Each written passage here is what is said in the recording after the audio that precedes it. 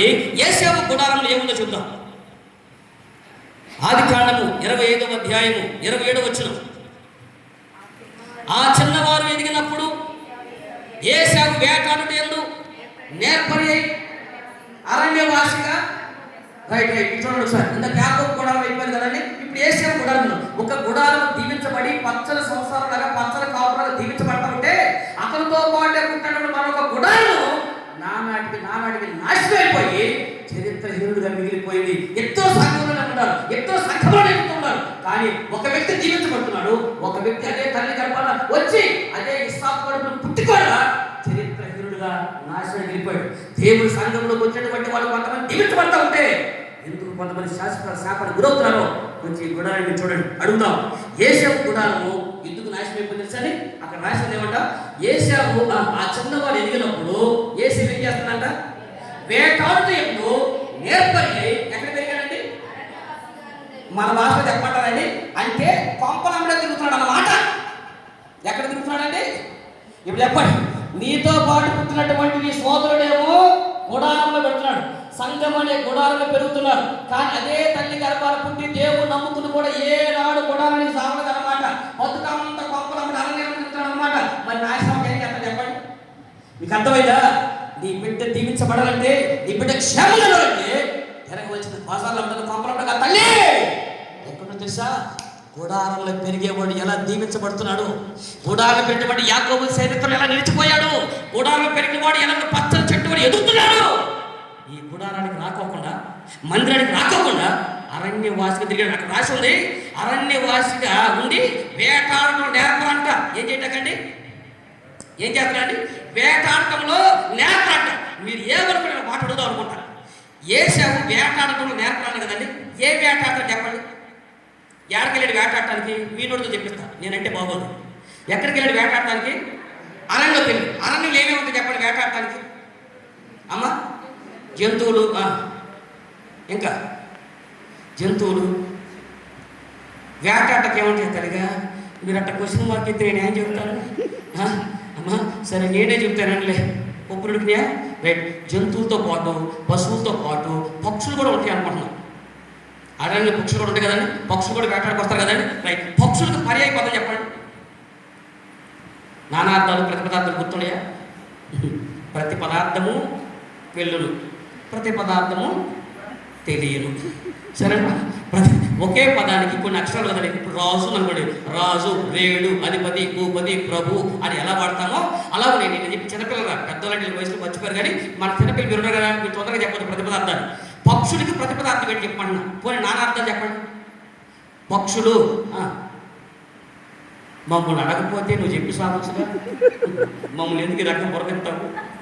ఈ అర్ధరాత్రి కూడా మాకు పరీక్షలు ఏంటో, పిల్లలు ఇంటర్మీడియట్ రాస్తాం అనుకున్నాం, మేము రాస్తామంటే అనుకోలేదు వచ్చినప్పుడు కదా. అందుకే రైట్, నేనే చెప్తున్నాను. పక్షులకి పర్యాయ పదం పెట్టలో. అవునా కాదు చెప్పండి. పెట్టలంటే ఎవరంటారు? పెట్టలేని పక్షులంటే పెట్టలేని అర్థం వచ్చింది కదండి. రైట్. ఇప్పుడు యేసేపు వేటాడటానికి పోయాడు. ఎక్కడికి? అలానే ఏ వేటాడటానికి? పక్షులు పర్యాయ పదం చెప్పండి, చెబుతా. మేట అర్థమైందా? ఇంకా అర్థం కాలేదా? ఏం వేటాడుతున్నాడు? మందిరానికి రాకపోకుండా బజార్లు అంటే కొంపలు అమ్మితే పెట్టని వేటాడుతున్నాడు అంట. ఏం వేటాడుతున్నాడు? అర్థమైంది మీకు మ్యాటరు? అర్థమైంది మీ ఇట్టగా బిడ్డలు దేవుడు మందిరానికి పంపించుకోకుండా దేవుడు సన్నిధికి వస్తూ ఉంటే దేవుడు తెలుసుకున్న మన బిడ్డలు మందిరంలో కాకుండా ఇలా అరణ్యాలు అంటే ఎందుకు తిరుగుతున్నారంట? అలా పిట్టలు వేటాడిన వాళ్ళ పిట్టలు పట్టుకొచ్చాడు. అర్థమైంది మ్యాటర్ ఏంటో? మీరు మసాలా వేసి దూరుకోండి. ఇలా కొంపలంటే తిరిగి మాటల్లో నేర్పరంట. ఎందుకంటే తల్లి అతడు అరణ్యానందు వేటాటలో నేర్పరి అంటే యేసేపు వేటాటలో నేర్పరితనం ఉంది, మాటలో నేర్పరి. రాత్రికి మాట వినండి. నీ గుడారంలో తల్లి లోక సమాజం మాటల్లో ఇతను ఆరితేరిపోయాడు. ఎవరినైనా మాటల్లో పడగొట్టాడు అన్నమాట. అది అతను వేటాడటం అంటే. అతను యేసేపు మాట్లాడుతూ ఉంటే ఎదుటి మాట్లాడాడు. తెమ్మిని బమ్మి చెప్పినప్పుడు మాట్లాడి వేటాడేస్తాడు. లోకంలో వేటాడే తరం ఉంటుంది. ఈ రాత్రికి మాట గుర్తుపెట్టుకోండి. దీనిలో ఇంట్లో కొంత మాట్లాడినప్పుడు కొంతమంది మాట్లాడితే నోరు మూపించేస్తారు. సంఘంలోనే వాళ్ళు మాట్లాడతారు, ఇంట్లో మాట్లాడి వాళ్ళ మాటలు తిమ్మిని బమ్మిని కూడా చేసే మాటలు మాట్లాడతారు. నువ్వు లోకంలో ఎన్ని మాటలు మాట్లాడినా అది నీ బిడ్డల బతుకును బాగు చేయలేవు. అర్థమైందా? మీరు అడగాలి ఎందుకు చేయలేవు అని అంటారా? బైబిల్లో మీకు చక్కని ఉదాహరణ చూపిస్తా. లోక సంబంధించిన మాటలు ఎన్ని ఉన్నా అది చేయలేదు, ఆత్మ సంబంధం మార్చలేదు, బిడ్డల బతుకులు బాగు చేసడానికి ఒక సరైన రుజువు పరిశుద్ధ గ్రంథం ఒక చక్కని నిర్వచనం ఉంటుంది. మీరు చూడండి ఒకసారి. నిర్గమకాండం 4వ అధ్యాయం, నిర్గమకాండం 4వ అధ్యాయం. లోక సంబంధమైన మాటలు, లోకంలో మాటలు నేర్పరులు ఎంతమంది ఉన్నా అది బిడ్డల జీవితాన్ని, సంఘాన్ని, సమాజాన్ని, బతుకులు ఎలాగో మార్చలేవో చూడండి. రాసిన నిర్గమకాండం 4వ అధ్యాయం 10వ వచనం చదవన్నాను.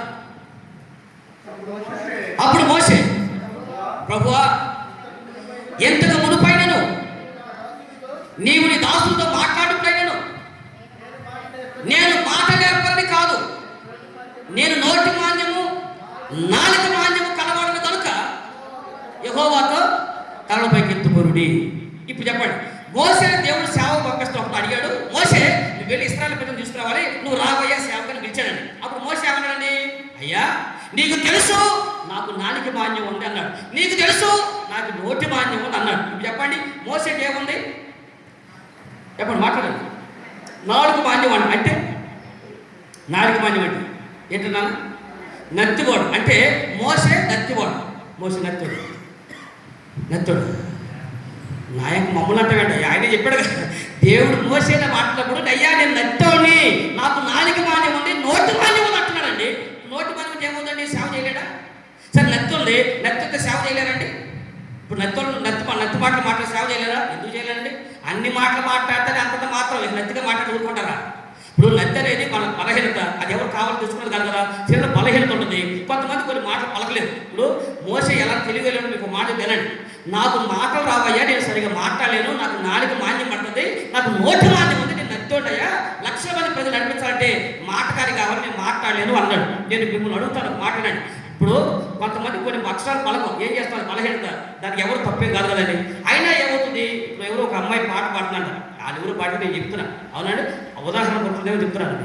పాట పాడినప్పుడు ఆమెకు చిన్న ఏదో ప్రాబ్లం ఉంది, అయినా ప్రాబ్లం బట్టి అదే పాట ఎంచుకున్నాను అనుకుంటా. ఆ పాట పాడుతూ జ్యోతి మొగుడా నా ప్రాణ ప్రియుడా అని పాట పాడిందండి. దీని ఒరిజినల్ పాట ఏంటి చెప్పండి, జ్యోతిర్మయుడా నా ప్రాణ ప్రియుడా అని పాడాలి. ఆ పిల్లకి రా పలకదు.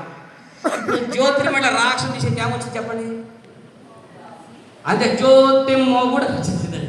ఏమండి చూసేవాళ్ళకి ఎలా ఉంటుంది, ఇప్పుడు రానప్పుడు ఏం చేస్తాం, వచ్చిన పాటలు ఎన్నుకోవాలి. కొంతమంది అంతే అండి, రాకపోయినా తీయాల్సిందే, జనాలకు రోగాలు తేవాల్సిందే, రక్తం వచ్చినా సరే వద్దమ్మా పాడుతూ కొన్ని నేర్చుకునే అవకాశం పడి మనకి అంతే. పీసీసీ ఎస్పీ బాలసుబ్రహ్మణ్యం కాదు, ఇప్పుడు నేను ఉన్నాను, పెద్ద పాటలు పాడలేను, అందుకని పాడేవాళ్ళు సంతోషం తప్ప నేను పెద్ద పాట పాడి ఇప్పుడు నూరుకోకుండా పాడతాను.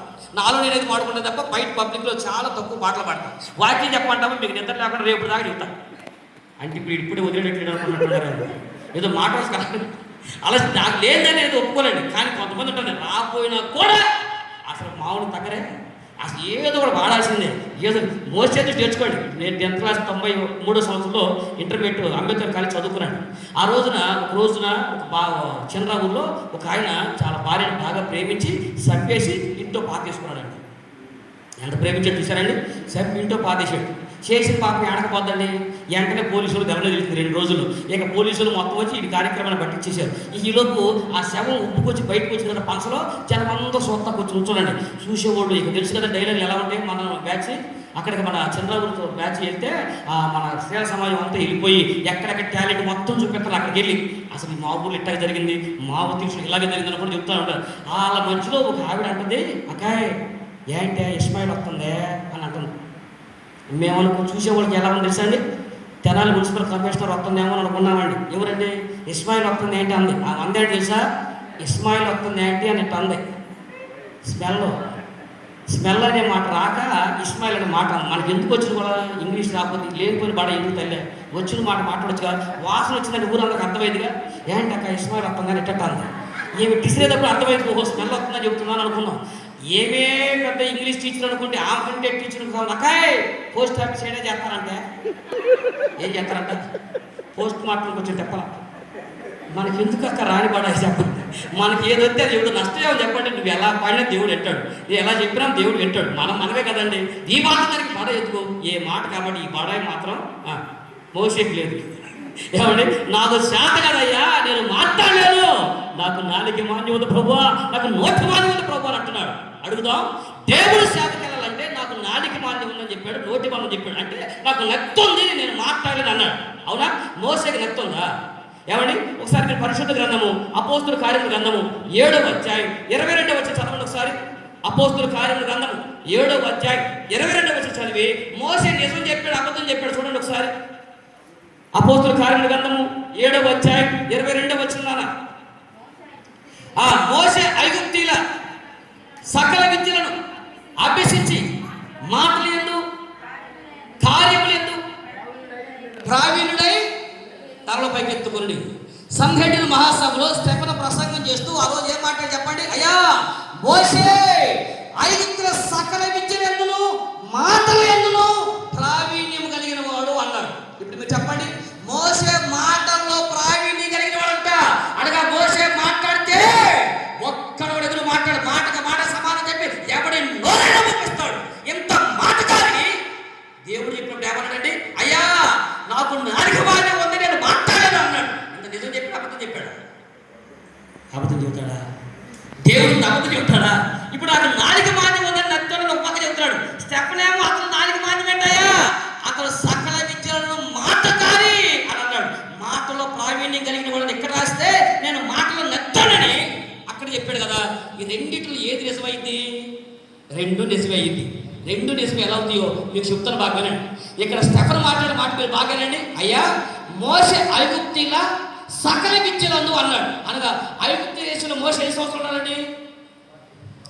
40 సంవత్సరాలు ఉన్నాడు కదా అండి. ఇప్పుడు ఏనండి, ఐగుప్తులో 40 సంవత్సరాల్లో మాటల కార్యంగా నేర్చుకున్నాడు, సకల విద్యలు నేర్చుకున్నాడు, సకల కరాలు అక్కడ ఉన్నటువంటి కత్తి స్వాములు అన్ని విద్యలు నేర్చుకున్నాడు, మాటలో బాగా ఆరితేరిపోయాడు. ఇప్పుడు 40 సంవత్సరాల తర్వాత నేరుగా సేవకు పంపించాడా, మరి ఎక్కడికైనా పంపించాడు దేవుడు?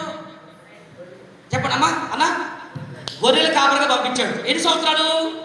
40 ఏళ్ళు. చెప్పండి, 40 సంవత్సరాల మోసేని ఐగుప్తులోకి నేరుగా సేవకు పంపిలా. తన మామనటువంటి మిథ్యాను అరణ్యంలో ఇత్రో గారి ఇంటికి పంపించి గొర్రెల కాపరిగా పెట్టాడు. ఎన్నేళ్ళు? 40 సంవత్సరాలు గొర్రెల కాపరిగా కాయాలి కదండి. ఇప్పుడు అడుగుదాం, ఐగుప్తులో నేర్చుకున్న విద్యలు మొత్తం ఇప్పుడు ఎవరి మీద చూపించాలి? గొర్రెల మీద చూపించాలి. అంటే ఇప్పుడు గొర్రెల మీద ఏం చూపిస్తాడు? కరాడి గొర్రెల దగ్గరికి వెళ్ళారా రా అన్నాడండి. పోనీ గొర్రెలతో ఏ భాష మాట్లాడదో చెప్పండి.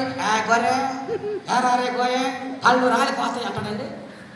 సరే, గొర్రెలతో ఏం మాట్లాడాలి చెప్పండి. ఇప్పుడు 40 సంవత్సరాలు మాట్లాడాలి. గొర్రెలతో ఏ భాష మాట్లాడతారు? మీరు ఇప్పుడు గొర్రెలతో భాష మాట్లాడారా? గొర్రెలను చూసారా? కనీసం బర్రెలను చూసారా? బర్రెలు చూస్తే నాయన చూస్తారంట. మీరు తేడా చూస్తారు. బర్రెలు చూస్తే నాయన చూస్తారంట. బర్రెలు చూడలేదు తల్లి, చూసారా? ఎడ తోలికెళ్ళారు చెప్పండి. తోలికెళ్ళి ఏమంతా ఉంటారు? తోలికెళ్ళదా? నేను గీతలు తోలికెళ్ళాను, మా నాన్న తోలికెళ్ళమంటే తోలికెళ్ళి కోతి కొమ్మ ఆడుకుంటున్నా, 2 వెళ్ళిపోయింది. కొట్టిన కూడా కొట్టమని కొట్టాడు మా నాన్న. గీతలు తోలికెళ్ళమంటే చెట్ల మీద ఆడుకుంటా మాట్లాడాను. తర్వాత ఎత్తుకొచ్చాడు, దొరికినలేండి పోడీలేండి. నాకు తోలికెళ్ళినప్పుడు నాకు తెలిసిన మాట చెప్తా, మీరు అవునా కానీ మీరు చెప్పండి. నాకు తెలిసి గీతను దాన్ని తోలేటప్పుడు కానీ కోసం తోలేటప్పుడు అంట అంతేనండి అనండి. ఇప్పుడు మోసే గారు ఎన్ని సంవత్సరాలు అనాలి? గొర్రెల దగ్గరికి వెళ్ళి 1 రోజు కాదు 2 రోజులు కాదు తల్లి అన్నా, 40 సంవత్సరాలు యెహోవా అని అని అని అని అని ఐగుప్తులో నేర్చుకున్న మాటలు మొత్తం పోయి నాలుగు మాన్యమైపోయింది. అయ్యా అయ్యా, 40 సంవత్సరాలు గొర్రెల కాపరిగా మాట్లాడి పోయి ఇప్పుడు మాట రావట్లేదయ్యా. ఐగుప్తులో నేర్చుకున్న సకల విద్యలు 40 సంవత్సరాలు నాకు చేత కథలు. ఇప్పుడు నేను మాట్లాడలేదు, మాటకాన్ని కాదయ్యా, నాకు నాయన పడిపోతుందని 40 సంవత్సరాల తర్వాత గొర్రెలతో భాష మాట్లాడలేక 40 సంవత్సరాలు గొర్రెల కాపరిగా ఉండ భాష మొత్తం పోయి ఇప్పుడు నత్తివాడిగా మిగిలిపోయాడు. దేవుడు అంటాడు, నాకు కావాల్సింది అదే. మోసే, నీ మాటకారితనంతో కాదు సేవ చేయాల్సింది. 40 సంవత్సరాలు ఐగుప్తులో నేర్చుకున్న విద్య మొత్తాన్ని 40 సంవత్సరాల గొర్రెల కాపరిగా పెట్టి 0 చేసి ఆ నుంచో పెట్టాడు దేవుడు. దేవుడి స్తోత్రం కలుగునుగాక. ఇప్పుడు నిలబడి నాకు మాట్లాడాలంటే ఇప్పుడు నీ నోట నా మాట వస్తే ఏం సేవ చేయకపోవాలన్నాడు. మీకు అర్థమైన మ్యాటర్ ఏంటో? దేవుడి సేవ కావాల్సింది తల్లిగా. దేవుడి సేవల కాపర్లు గొర్రెల కాపర్లుగా ఉండాలనుకోండి, దెబ్బకి బీపీ వచ్చేస్తుంది. కావాలంటే సేవకులు కాపర్లు అడగండి, ఎన్ని రకాల మనస్తత్వాలు ఉంటారు. వాళ్ళందరినీ కంట్రోల్ చేయడం మాటలు కాదండి, అర్థం కదా.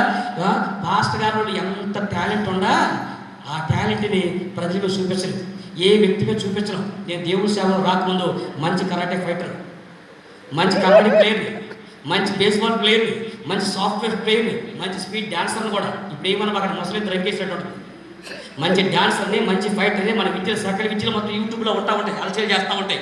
ఒకప్పుడు అలా ఉండేటువంటి వాడు. అయినా అంత లోకంలో కొడితే 32 పడి దెబ్బగా రాలగొట్టుకునే సామర్థ్యం ఉన్నా ఇప్పుడు కొట్టగలవండి. వాక్యం చెబుతూ ఉంటే పక్కన భార్య భర్తలు అనుకుంటారు, ఎవరో క్షమించండి ఆవిడే దొరుకుతుంది, 300 ఇచ్చి పంపిస్తాను ఏం చేసేవాళ్ళని. ఏంటో నువ్వు చెప్పేదని చెప్పి ఒక్క తోపైతే దోసేసింది. తొయ్యటం బయటకు వచ్చి పంచలో పడ్డాడు. నేను అనుకుంటాను తేడా గుర్తిద్దు అనుకుంటానే ఉన్న మైండ్లో ఆడ పడ్డవాళ్ళు వాక్యం చెప్పి ఇంటి వచ్చాడు. తల్లిది ఎవరు? కొంచెం ఇమాజినేషన్కి కొంచెం ఆలోచించుకోండి. జస్ట్ మీ ఊహను వదిలేస్తున్నా. ఆవిడ అంతేనే ఆడ పడ్డాడు కదా, నా కొండ ఫిజికల్ ఫిట్నెస్ కొడితే ఆడపడతాడు. జస్ట్ వచ్చి ఆవిడ కొడితే 10 బయట పడ్డాడు, నేను కొడితే 32 పళ్ళు ఎక్కడ ఉండే కూడా ఏరుకొచ్చుకోవాలి. అయినా కానీ సేవలకు వచ్చింది తంటానికి కాదు, తన్ను తింటానికి. అదే కదా మగసిరి కలిగిన వాడికి పుట్టి దేవుని సేవ నిమిత్తము తమను తామే నపుంసకులుగా ఎంచుకున్నారు అన్నాడు. దేవుని స్తోత్రం కలుగును గాక. దెబ్బకు దెబ్బ, మాటకు మాట మాట్లాడితే బిడ్డల రక్షణలోకి రాలేరక్క తమ్ముడా. ఈ లోకం అంటే ప్రతి విషయం మనం చావాలి.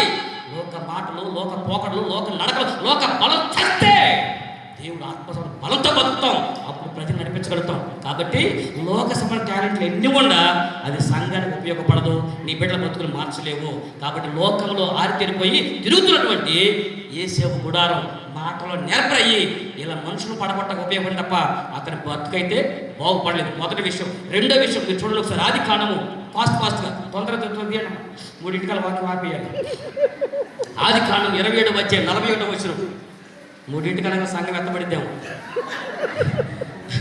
అందుకని ఫాస్ట్గా చెప్తున్నాను, చదవండి వచ్చాయి. ఆది కాండము 27 అధ్యాయం 41 వచనం చదవండి. తన తండ్రి యాకోబు ఇచ్చిన దీవెన నిమిత్తము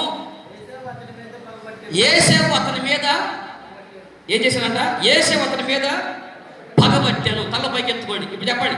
ఒకటి, ఇతని గుడారంలో లోక సంబంధించిన వాటిలో ఆరితేరిపోయాడు అన్నాను, అనగా లోక సంబంధ మాటలు ఆరితేరిపోయాడు అన్నాను. రెండోది, యేసేపు గుడారంలో ఏముందంట? అతను తన తండ్రి ఇచ్చినటువంటి యాకోబు దీవెన నిమిత్తము యాకోబు మీద పగబెట్టుకు బతికాడంట. అంటే ఇప్పుడు దీన్ని బట్టి చెప్పండి, యేసేపు గుడారంలో ఏముంది? తెల్లవారు లేచిన కానించి ఒకటే పగ పగ పగ పగ పగే. పగతో బతికాడు. బతికినంతకాలం పగని బతికి చచ్చాడు. జీవిత కాలంలో తల్లి ఇస్సాకు గర్భాన పుట్టి కూడా నీ బతుకంతా పగతో బతికామంటే ఏమనాలి? పుట్టింది యేసు రక్తంలో, కడగబడింది యేసు రక్తంలో, పెరుగుతుంది సంఘముడి గుడారంలో. కానీ మనలో ఈ పగ ఉందండి అమ్మా, మనలో ఈ పగ ఉందా? తెల్లవారు లేచిన కానీ ఊరందరం తిడతాం, వాళ్ళని తిడతాం, వీళ్ళని తిడతాం, వాళ్ళని తిడతాం, వీళ్ళని తిడతాం. ఇక్కడికి వచ్చి మాత్రం ప్రేమించేదన్ అధికముగా కమలాలి. ఊరందరం తిట్టాడికి వచ్చి అధికంగా ఉత్త ప్రేమగా తిప్పలేదాడు, అధికంగా ప్రేమించదు అంట. పాస్టర్ గారు నరకానికన్నా మన దానికి కోటానికి వెళ్ళబడ్డా ఏమని రాడంతే పడదంతే ప్రేమించేదన్ ఏడా. వాళ్ళ ఇంటికి ప్రార్థన బాబు, వాళ్ళ ఇంటికి వీళ్ళింటికి రానంటాము, పైకి మాత్రం ఇక్కడే ప్రేమించడం. అసలు మనం చేసే పనికి చేసే యాసలకి ఏమైనా సంబంధం ఉంది అక్కయ్య తమ్ముడా? పగ పగ పగ పగ బతికినంతకాలం పగతో బతికి ఒక గుడారం శాశ్వతంగా నాశనం అయిపోయింది. శాశ్వత కాలము శపించబడింది. నీ పక్క నీతో పాటు పుట్టినవాడు పరిశుద్ధతలో పెరుగుతూ ఉంటే నీ బతుకేమో పగలతో రగిలిపోయావు. తల్లిగా తమ్ముడా చెల్లెక్క, మన గుడారంలో నేను అంటాను, పగ వేరు పోట్లాడుకోవటం వేరండి. నేను పోట్లాడుకోదని చెప్పాలా, అతను పోట్లాడుకోమని చెప్పాలా. పోట్లాట వేరు. స్థలాల కాడో పొలాల కూడా మాట మంత్రి వస్తూ ఉంటాయి, అవి వేరు. అంతే కదా, మాట వస్తుంది, మనం 2 మాట్లాడుకుంటాం, అవసరం 2 దెబ్బలు తనుకుంటాం. కానీ 4 రోజులు అయిపోయాక బాగుందామంటే అర్థమైంది మీకు? మాట్లాడుకుంటాము, 2 మాట్లాడుకుంటాం, ఒక చోట కొట్టాం, పైకి మనమే చెప్తాం ఏమని?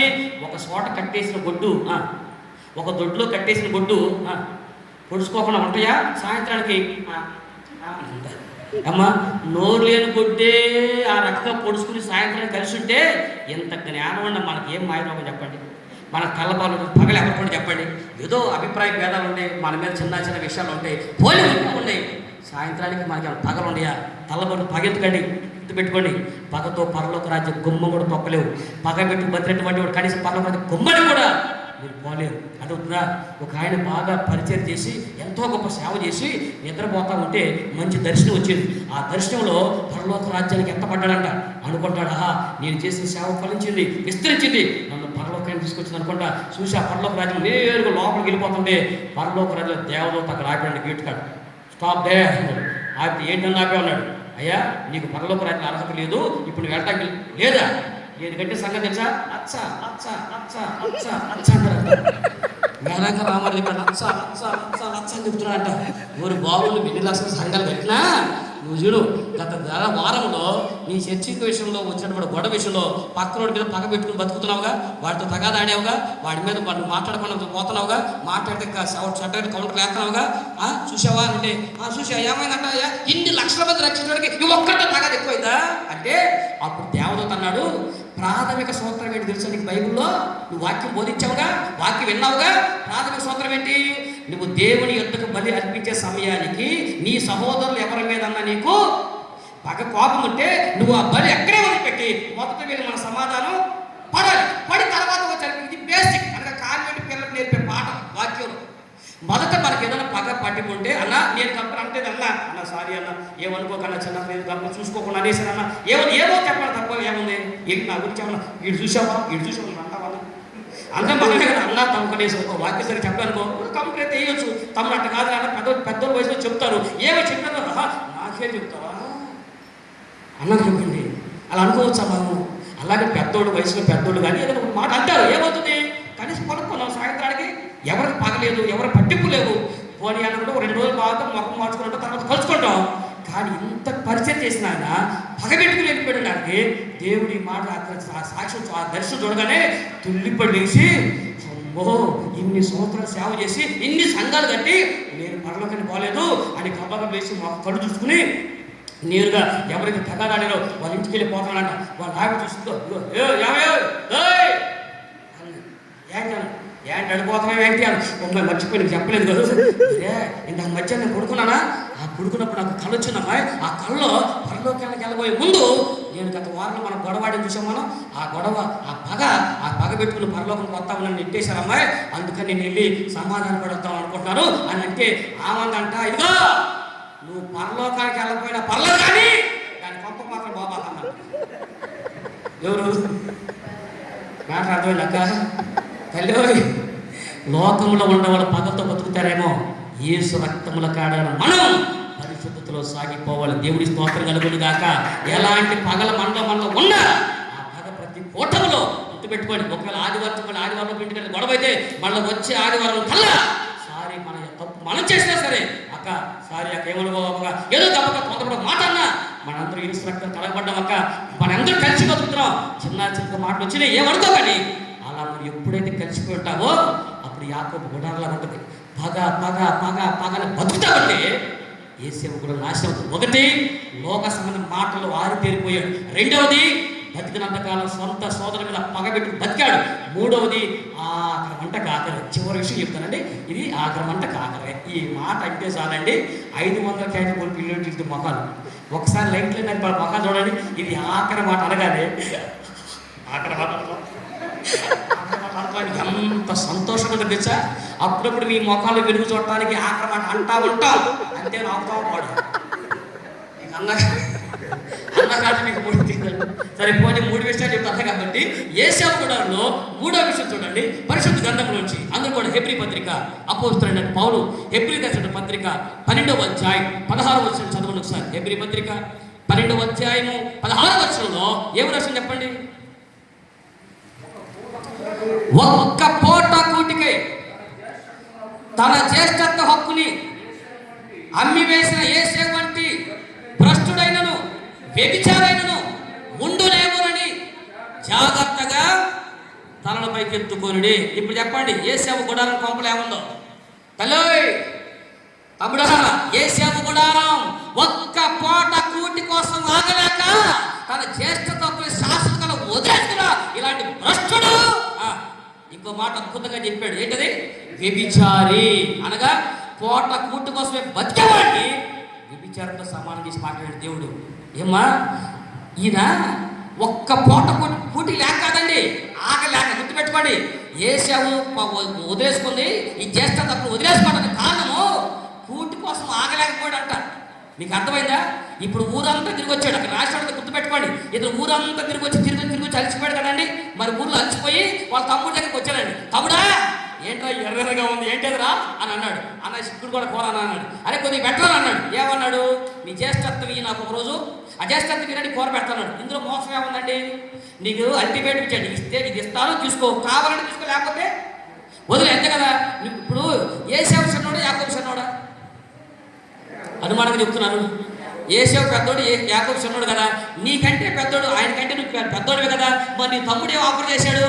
ఈ కూర తీస్తాను, నువ్వు చేస్తవి అన్నాడు. నువ్వేమనాలి? రే కాకులు లాంటి లోకుల మధ్య కలకాలం బతికే కంటే యోధ సింహమైన నా యేసు కోసం క్షణికాల మధ్య చచ్చేయంట్రా అని అనాలి.